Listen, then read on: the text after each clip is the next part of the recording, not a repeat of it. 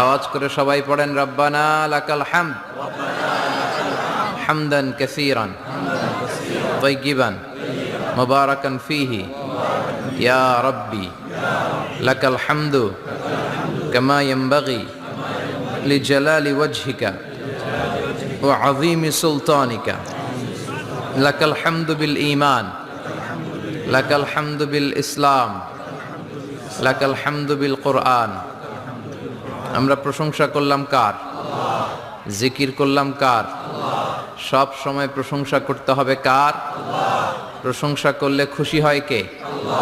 আল্লাহর প্রশংসা করলে আল্লাহ খুশি হয়ে যায়, ঠিক কি না? আর শয়তান বেজার হয়ে যায়। আমরা কার খুশি চাই? নাকি শয়তানের? শয়তান যত কষ্ট পায় তত আমরা খুশি। কথা বলেন। শয়তান এই পৃথিবীতে সবচেয়ে বেশি মাজলুল হয়েছিল, অপদস্থ অপমানিত হয়েছিল দুইটা দিনে।